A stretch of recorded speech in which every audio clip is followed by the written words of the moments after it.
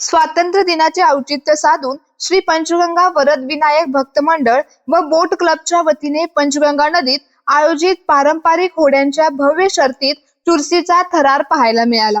6 बोट क्लबच्या सहभागामुळे सुरुवातीपासूनच शर्यतीत उत्कंठा निर्माण झाली होती. नदीच्या प्रवाहाला छेद देत वेगाने धावणाऱ्या होड्या, स्पर्धकांचा जोश आणि प्रेक्षकांचा जल्लोष यामुळे पंचगंगा नदी किनारा दुमदुमून गेला.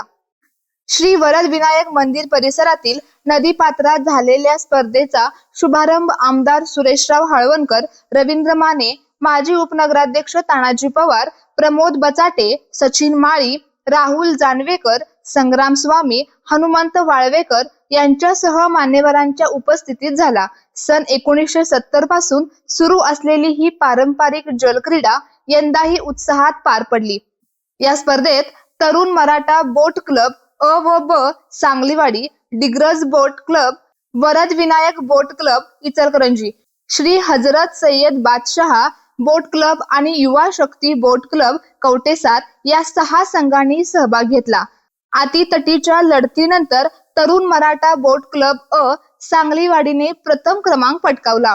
विजेत्या संघाला 21,001 रुपये व शिल्ड देण्यात आले. युवा शक्ती बोट क्लब कवटेसार द्वितीय क्रमांकाचा मानकरी ठरला. त्यांना 15,001 रुपये व शिल्ड देण्यात आले. डिग्रज बोट क्लब तृतीय तर वरद विनायक बोट क्लब इचलकरंजी चतुर्थ ठरला. त्यांना अनुक्रमे 11,001 रुपये व 7,001 रुपये आणि शिल्ड देण्यात आले. होड्यांच्या शर्तीचा थरार अनुभवण्यासाठी महिला, लहान मुले, युवक, ज्येष्ठ नागरिकांसह हजारो नागरिकांनी नदीकाठावर गर्दी केली होती. पंचक्रोशीसह सीमा भागातील नागरिकांनीही उपस्थिती लावली. अध्यक्ष अशोक स्वामी यांच्या मार्गदर्शनाखाली स्पर्धेचे नियोजन करण्यात आले. स्पर्धा यशस्वी करण्यासाठी सहकार्य करणारे पोलीस, महापालिका प्रशासन, स्पर्धक, मान्यवर व नागरिकांचे मंडळाच्या वतीने आभार मानण्यात आले.